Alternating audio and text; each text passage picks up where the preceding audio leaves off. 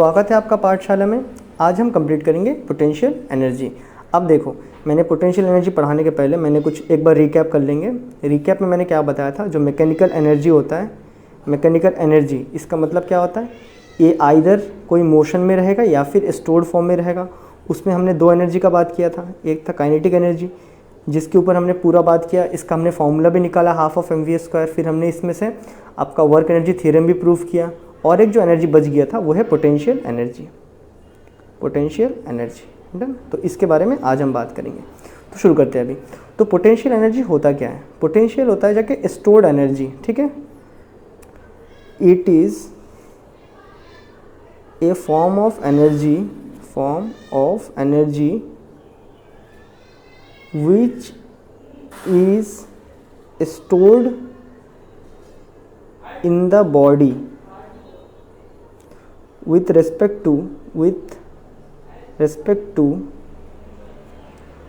change in position और shape. Potential energy क्या होता है? कोई भी एक बॉडी में स्टोर्ड अमाउंट ऑफ एनर्जी होता है, और ये क्या हो सकता है, पोजीशन के रिस्पेक्ट में हो सकता है और शेप के रिस्पेक्ट में हो सकता है। पहले समझते हैं ज़रा। पोजीशन के रिस्पेक्ट में, अब मैंने इसको यहाँ पे रख दिया। अब जब मैं इसको यहाँ पे रख दूंगा, तुम्हें क्या लगेगा, इसके अंदर एनर्जी है क्या? हाँ। कैसे? अगर मैं इसको छोड़ देता हूँ, धड़ाम से नीचे गिरेगा। अब जो नीचे गिरा क्या कर रहा है, फोर्स इंटू डिस्प्लेसमेंट कर रहा है। इस पर फोर्स कितना है, mg। अगर 1 kg का होता तो mg नीचे mg में खींच रहा है इंटू डिस्प्लेसमेंट। तो ये क्या रहा है, वर्क कर रहा है ना। और हमने क्या बोला था, एनर्जी क्या होता है, जो वर्क करने का कैपेसिटी रखता है। तो इसको मैं जब ऊपर रख दूंगा तो धड़ाम से नीचे गिरेगा। मतलब है क्या, कुछ वर्क कर रहा है, और जो वर्क कर रहा है हमें लगा नहीं था इसके अंदर स्टोर्ड हुआ है, बट स्टोर्ड हुआ है इसीलिए तो नीचे जाके गिर रहा है ना धड़ाम से। डन। तो इस तरह की एनर्जी को हम क्या बोलेंगे, पोटेंशियल एनर्जी बोलेंगे। ये तो मैंने पोजीशन के रिस्पेक्ट में बताया, पोजीशन के साथ होता है। दूसरा जो इसी चैप्टर में आप कुछ देर में पढ़ोगे, स्प्रिंग के बारे में। अगर आप स्प्रिंग को ले लो और अगर आप उसको कंप्रेस कर दो, डन, फिर जब तुम उसको हाथ हटाओगे धड़ाम से बाहर आएगा, फिर वापस बाहर वापस। तो ये क्या हो रहा है, स्प्रिंग को मैंने दबाया, फिर ये अंदर बाहर क्यों कर रहा है, कुछ वर्क कर रहा है ना।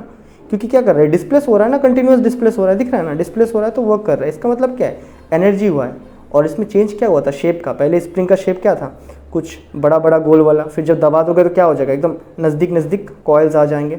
डन है। तो पोटेंशियल एनर्जी वही होता है जो क्या होता है, कोई भी बॉडी में स्टोर्ड होता है, किसके रिस्पेक्ट में, पोजीशन और शेप के रिस्पेक्ट में। तो पहले पोटेंशियल एनर्जी का फॉर्मूला निकालते हैं। तो फॉर्मूला निकालने के लिए एकदम हमेशा के लिए जो पहला हम रेफरेंस लेंगे वहाँ पे क्या होगा, कुछ नहीं होगा। तो अगर हम लोग हाइट के रिस्पेक्ट में निकालेंगे, ठीक है। तो मैंने यहाँ पे एक ऑब्जेक्ट रखा है, डन, ऑब्जेक्ट रखा है। मैंने क्या किया, ये जो पेन था ना मेरा, इसी पेन को मैंने इतना हाइट में उठाया था। तो मैंने इसको सम सॉर्ट ऑफ हाइट पे उठा दिया। कितना हाइट, h हाइट पे उठाया।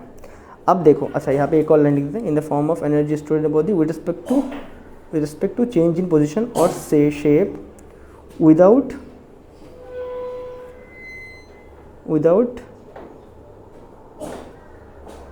Changing velocity.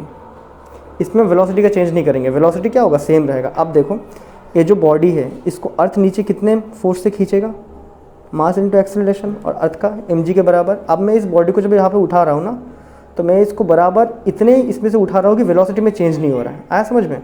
मतलब मैं इसको कितने फोर्स में उठा रहा हूँ, mg में।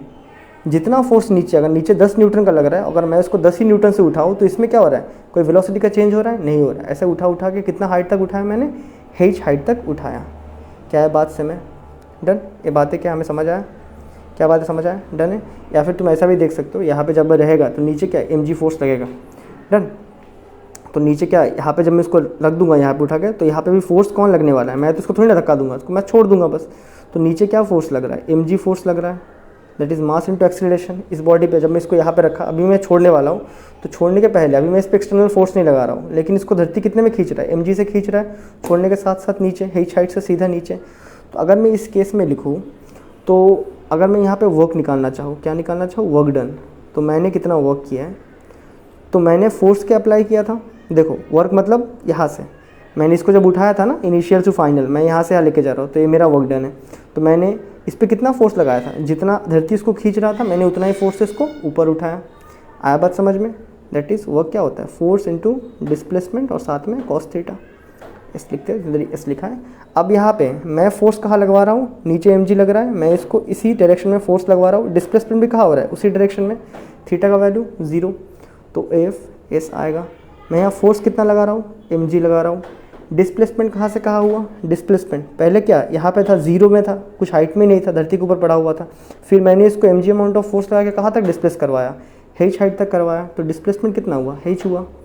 डन, 0 माइनस h, ये समझते हो ना, 0 माइनस h, यहाँ पे जो भी होगा h हाइट तक पहुँचा, तो यहाँ से आता है mg h। तो ये होता है तुम्हारा वर्क डन, किसमें, अगर तुम कोई चीज़ का पोजीशन चेंज करते हो अगेंस्ट द ग्रेविटेशनल फील्ड।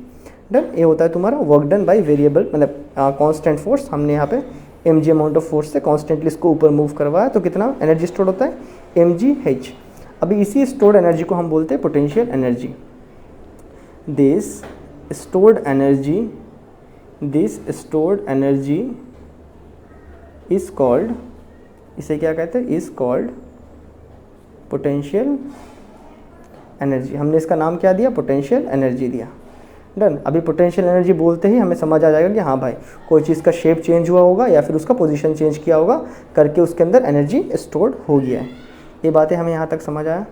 अब देखो, अगर मैं यहाँ पे तुम्हें फिर से अगर वर्क डन एक बार रिकॉल करवाऊँ, तो यहाँ पे मैं वो वेरिएबल फोर्स कितना लगा रहा हूँ, मैं यहाँ पे कितना वर्क कर रहा हूँ। वेरिएबल फोर्स क्या पॉजिटिव वर्क कर रहा है कि नेगेटिव वर्क, वेरिएबल फोर्स मतलब मैं जो फोर्स लगवा रहा हूँ, मैं फोर्स कहाँ ऊपर लगवा रहा हूँ, डिस्प्लेसमेंट भी ऊपर हो रहा है, तो वेरिएबल फोर्स कौन सा वर्क कर रहा है, पॉजिटिव वर्क। वही ग्रेविटेशनल देखोगे तो ग्रेविटेशनल कहाँ, इसको कंटिन्यूअस नीचे पुल कर रहा है ना। अभी जब मैं इसको ऊपर लेके जा रहा हूँ तो ग्रेविटेशन कंटिन्यूस इसको नीचे पुल कर रहा है, मतलब ग्रेविटी नीचे खींच रहा है, उसके बावजूद मैं इसको ऊपर लेके जा रहा हूँ, तो ग्रेविटेशनल क्या होता है, नेगेटिव वर्क कर रहा है। डन, तो यहाँ पे वर्क डन जो लिखा है, एक किसके टर्म पे लिखा गया है, mgh, ये है तुम्हारा वेरिएबल फोर्स। तो वर्क डन बाई वेरिएबल नहीं, ये वाला वर्क डन बाई आपका अप्लाइड फोर्स कितना है, mgh है। यहाँ पे फोर्स कांस्टेंट लगा रहा है, ठीक है। वेरिएबल फोर्स का कैलकुलेशन हम नहीं करने वाले हैं, वो बस टॉपिक के लिए दिया गया था और मैंने उसका कॉन्सेप्ट क्लियर कर दिया आपका, वो तो बहुत पहले बनाया था वीडियो, ठीक है। तो स्टोर्ड एनर्जी को हम क्या बोलते हैं, पोटेंशियल एनर्जी बोलते हैं। हमें यहाँ तक समझ आया। अब देखो, इसमें से भी वर्क एनर्जी थ्योरम होता है, इसका भी वर्क एनर्जी थ्योरम होता है, क्योंकि ये भी एनर्जी है। वर्क एनर्जी थ्योरम किसके टर्म पे, in terms of potential energy. ये आपका एनसीईआरटी में नहीं दिया हुआ है, ये मैं बस आपके रेफरेंस के लिए बता रहा हूँ, क्योंकि इसमें से बहुत ज़्यादा न्यूमेरिकल सॉल्व किए जा सकते हैं, इजीली सॉल्व हो जाते हैं, ठीक है।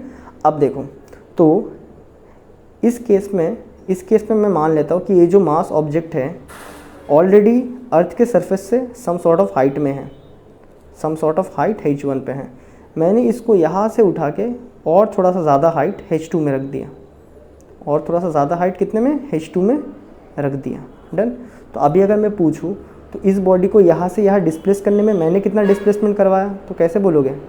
अगर पहले 10 मीटर था, अभी मैंने 20 मीटर में, अच्छा पहले 10 था, अभी मैंने 15 मीटर में रखा है, तो डिस्प्लेसमेंट मैंने कितना करवाया, 5 करवाया। That is what, h2 minus h1 का मैंने डिस्प्लेसमेंट करवाया। ये बातें हमें समझ आया। डन, अभी देखो, अगर मैं यहाँ पे निकालना चाहूँ work done by applied force, तो किसके बराबर होगा, वर्क डन क्या होता है, फोर्स इनटू डिस्प्लेसमेंट और साथ में आपका कॉस थीटा। अब यहाँ पे मैं इसको कहा ऊपर मूव करवा रहा हूँ। डन, इसका अगर मास m होगा तो नीचे कितना है, mg के फोर्स से खींचेगा। मैं इसको क्या ऊपर मूव करवा रहा हूँ। डन है, मैं इसको ऊपर लेके जा रहा हूँ, तो फोर्स का डायरेक्शन ऊपर, डिस्प्लेसमेंट भी कहाँ हो रहा है, ऊपर की तरफ हो रहा है ना, ए भी ऊपर, फोर्स भी ऊपर, तो कॉस थीटा का वैल्यू 0 आ जाएगा। तो work done by applied force FS आएगा।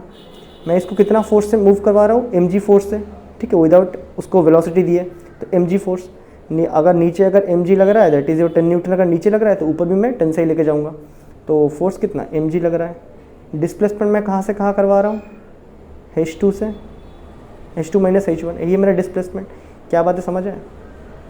तो यहाँ पे अगर वर्क डन लिखूँ तो mg h2 minus mg h1, और हमें पता है mgh क्या है, पोटेंशियल एनर्जी होता है।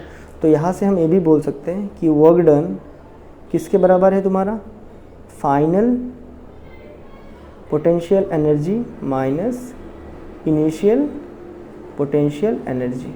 डन है, तो ये भी एक वर्क एनर्जी थ्योरम का प्रूफ है जो आपके एनसीईआरटी में नहीं दिया है। ये वाला वर्क एनर्जी थ्योरम किसके रिस्पेक्ट में, पोटेंशियल एनर्जी के रिस्पेक्ट में। और अगर आपका टीचर स्कूल में करवाता है तो आप देख लो इसको। फिर आपका सिलेबस में आ जाएगा अपना आप। डन। तो ये है वर्क एनर्जी का थ्योरम, किसके टर्म पे, in terms of potential energy. ये हमें ज़्यादातर हेल्प करता है न्यूमेरिकल सॉल्व करने में।